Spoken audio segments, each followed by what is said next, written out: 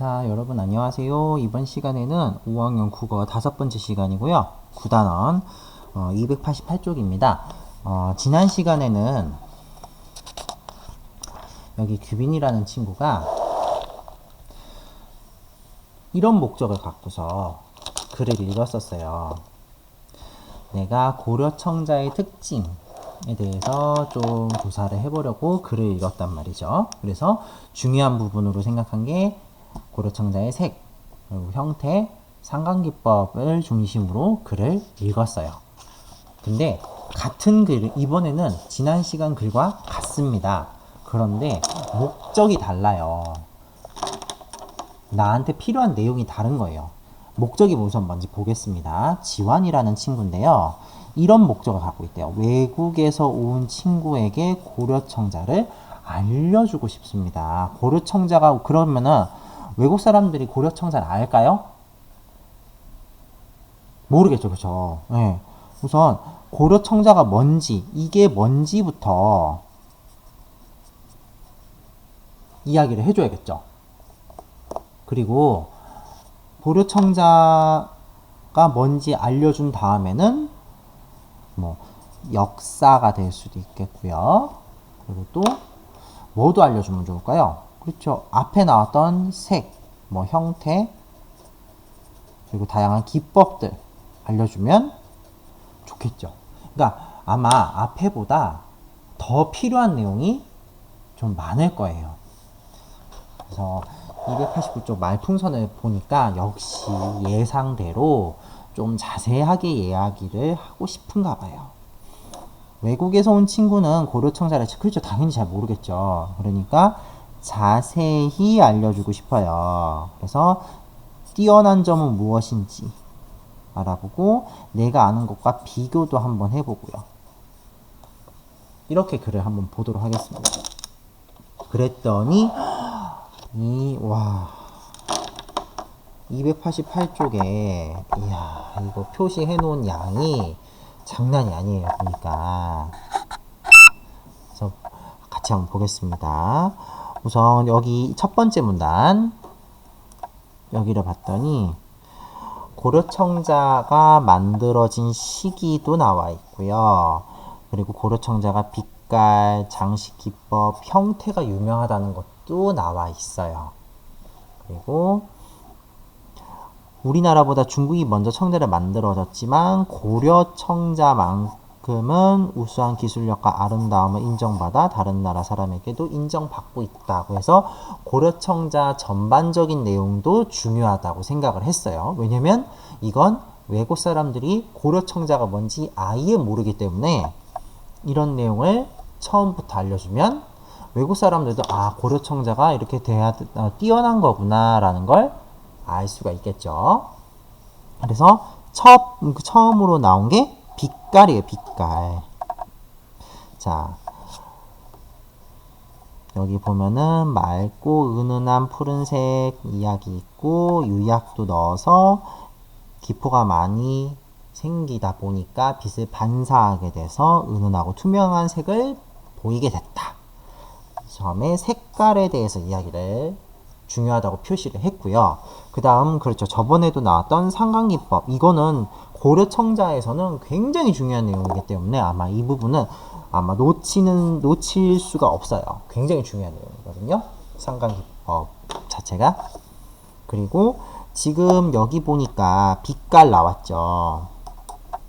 그 다음 상관기법 나왔어요. 그럼 이제 뭐 알아야 될까요?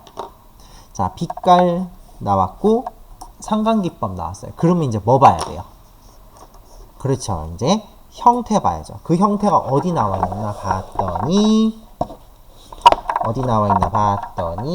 289쪽에 여기 형태에 대한 내용도 표시를 해놨네요. 지환 친구가. 그래서 단순한 그릇 모양의 형태에서 여러 형태로 발전이 됐는데 해서 봤더니 대접, 접시, 잔, 항아리, 병, 찻잔 할 거 없이 쭉 간 다음에 이제 나중에 어디 베개하고 기와까지도 청재로 만들었대요. 그래서 동식물의 모양을 본따서 만들기도 하고 그래서 굉장히 실용적이면서도 예술적인 아름다움을 둘 다 갖고 있는 그런 형태로 전해 내려오게 됐다라고 해서 형태까지 이야기를 다 해줬어요. 그래서 이제 마지막으로 정리한 부분이 역시 표시가 되어 있네요. 이거는 이제 앞부분에 대한 정리라고 볼 수도 있겠습니다. 고려인들의 독창성, 그리고 뛰어난 기술력을 엿볼 수 있는 거고, 뭐가? 고려 청자가. 그래서 중국의 청자를 받아들이면서 플러스 우리만의 독창성과 기술력으로 더 업그레이드 시켰다는 거죠. 그리고 아름다운 비색, 아까 색깔 나왔고요. 상관기법 나왔고, 그 다음 마지막으로 그렇죠, 형태까지. 그래서 내용을 싹 다 정리해주는 부분이라고 볼 수가 있습니다. 그래서 지환 친구는 우선 이런 거에 초점을 맞춘 거예요. 외국 사람들은 아예 고려 청자가 뭔지 모르니까 우선 고려 청자가 무엇인지, 어디서 기원을 했는지, 그리고 어떤 점이 특징인지를 알려주고 싶었던 거예요. 그래서 고려 청자의 특징인 여기 나왔던 빛깔, 기법, 여기서 말하는 장식 기법이 상감 기법이 되겠죠. 그리고 독특한 형태까지. 이런 것들을 중요하다고 생각해서 표시를 한 겁니다. 그래서 지환이가 어떤 방법으로 아름다운 비색을 지닌 고려청자를 읽었는지 생각하며 보기에서 알맞은 말을 골라 빈칸을 채워보도록 하겠습니다. 자, 우선 앞에는 도빈이는 필요한 정보를 얻기 위해서 굉장히 전체를 훑어서 빠르게 봤죠. 근데 여기는 지환이는 알려준 내용이 많아요. 그러다 보니까 대충 보는 게 아니라 어떻게? 자세히 읽어야 돼요. 근데 필요한 뭐? 그렇죠. 내용을 자세히 봤다는 거예요. 앞이랑 달라요. 앞에는 규빈이구나. 도빈이가 아니라. 규빈이는 내가 필요한 내용이 뭔지를 빨리 파악하기 위해서 쭉 훑어본 반면에 지환이는 굉장히 자세하게 봤다는 게 다릅니다. 왜냐면 둘의 목적이 다르거든요. 그게 포인트예요. 내가 똑같은 글이라도 어떤 목적으로 읽느냐에 따라서 중요하다고 생각하는 내용이 달라지게 됩니다. 그래서 중요한 내용이나 그것을 뒷받침하는 내용에 자, 뭐 했죠? 그렇죠. 밑줄 그으면서 표시를 해놨죠. 그리고 자신이 아는 내용과 새롭게 한 내용을 아까 어떻게 하면서 읽는다고 말풍선에 나왔어요. 그렇죠. 비교하면서 본다고 했어요. 그래서 내가 아는 거, 이건 내가 과거에 알았던 거, 그리고 이거는 지금 읽어서 새롭게 아는 거, 이거를 비교하면 아는 거는 굳이 내가 더 이 책에서 챙겨갈 이유가 없죠. 대신에 내가 모르는 거, 내가 이 글을 읽고 새롭게 안 내용 위주로 정리를 하면 되잖아요. 그러니까 수고를 덜어주는 거죠. 이걸 하는 이유는 그거예요. 내가 조금 더 효율적으로 정보를 정리하기 위해서 이 작업이 필요한 겁니다. 자, 그러면 이게 굉장히 중요하거든요. 마찬가지로 내가 어떤 글을 읽든 간에 이런 것들은 필요해요. 뭐가 필요하냐? 종류와 목적에 따라서 읽는 방법이 달라진다는 거예요. 자, 고려청자의 특징을 조사하는 상황입니다. 그러니까 내가 아는 내용을, 내용을 지환이는 어떻게 봤죠? 그렇죠. 꼼꼼하고 자세하게, 꼼꼼하게, 자세하게 읽어야 한다는 거죠. 그리고 나는 지환이 입장에서 나는 이 글의 내용에서 여기 빈칸이 있는데 이 뒷부분에 뭐라고 되어 있는지 봅시다. 설명하는 글의 내용 가운데 의심스러운 부분은 꼼꼼히 따져야 해. 그러면 여기서 지환이가 해야 할 일이 뭘까요?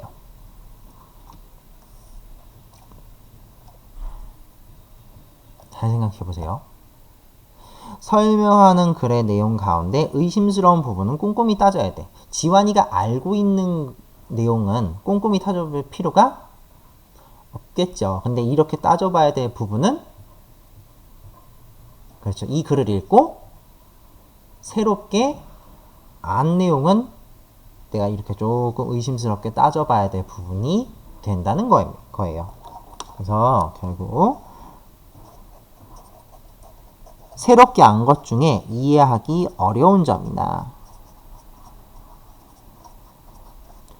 궁금한 게 있는지 궁금한 점을 잘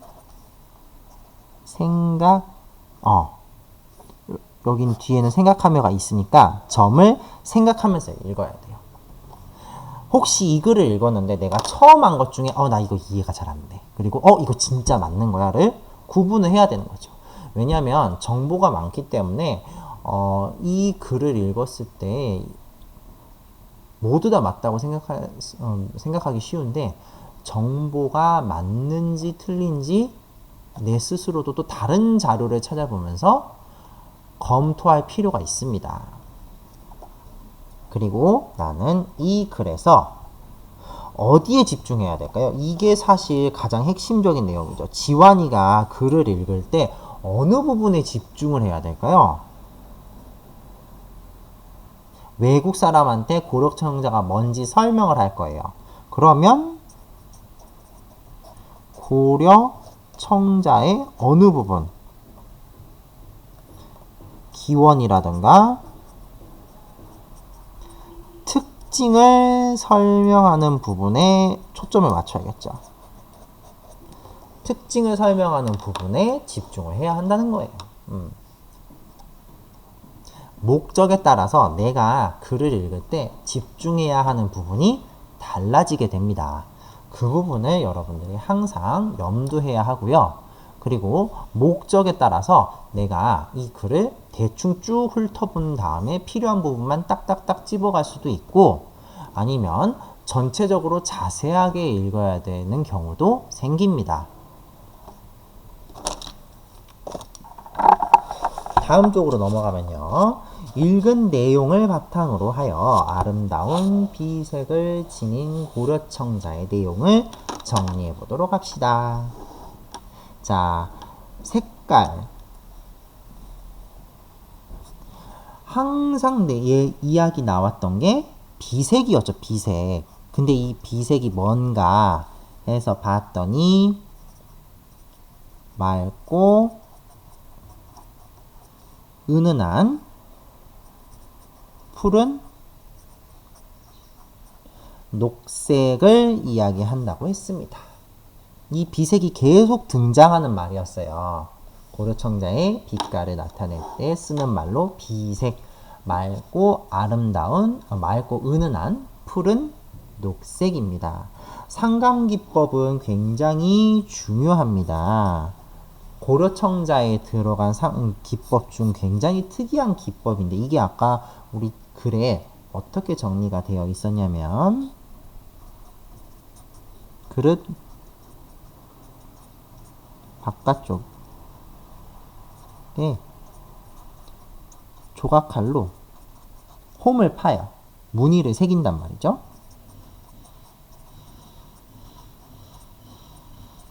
새긴 후 여기에 검은색 또는 흰색 흙을 어떻게 채우는 거예요. 여기에 처음에 홈을 파내고 그 홈에다가 다른 색, 검은색, 흰색 흙을 메우는 거야. 메운 뒤 무늬가 드러나도록 바깥쪽을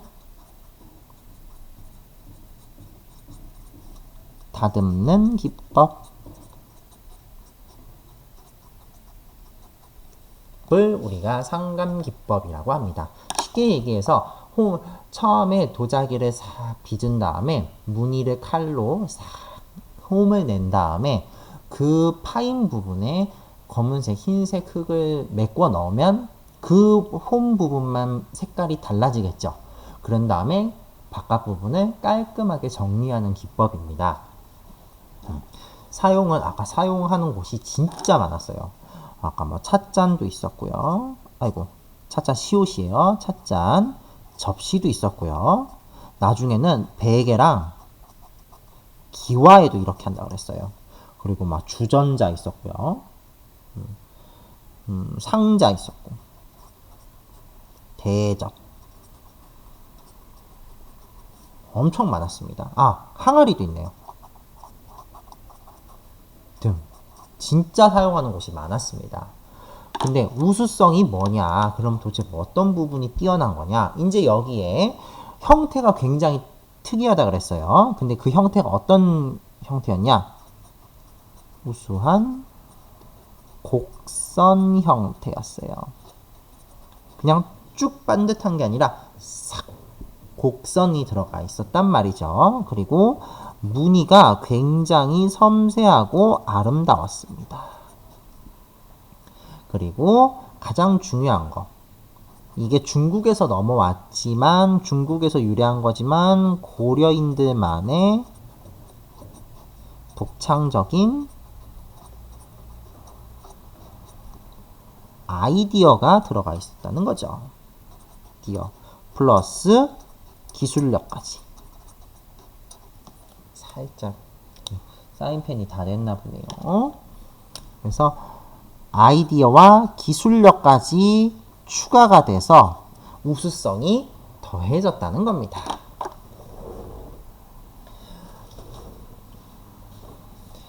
그래서 지금 같은 글인데 규빈이와 지환이가 글을 본 방법이 완전히 다릅니다. 지금 계속 강조하는 건데요. 왜 이런 결과가 벌어졌는지 여러분들이 이해를 하시고, 이거는 실제로 우리가 다른 글을 읽을 때도 이런 방법을 적극적으로 활용하면 좋습니다. 서로 글을 어떻게 다르게 읽었는지, 규빈이 같은 경우에는 필요한 정보가 있는지 그래서 찾아봐야 돼요. 이게 가장 큰 목적임, 이게 규빈이가 글을 읽는 목적입니다. 이 글에 내가 원하는 정보가 있냐 없냐를 빨리 파악해야 돼요. 그러니까 뭘? 훑어봐야 돼요. 그래서 훑어보는 거예요. 이 글을 꼼꼼히 다 읽어보면 시간이 너무 많아. 근데 이런 글만 있는 게 아니라 글이 다른 글도 너무 많아요. 그러니까 하나하나 꼼꼼하게 보는 게 아니라 필요한 부분이 있는지 없는지를 쭉 훑어보는 거야.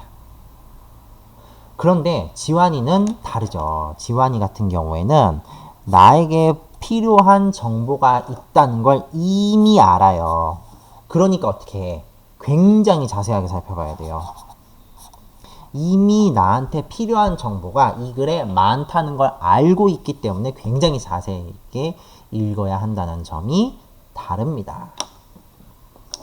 그래서 지난 시간에 이어서 이번 시간에 공부한 내용은 같은 글을 읽고 있지만 이 글을 읽는 목적에 따라서 중요한 부분이 달라질 수 있다는 것, 그리고 읽는 방법이 달라질 수 있다는 것을 살펴봤습니다. 그래서 다음 시간에는 이제 여러분만의 읽기 방법을 찾아보는 시간으로 9단원을 마무리 짓도록 하겠습니다. 그럼 이번 시간은 여기서 마치겠습니다.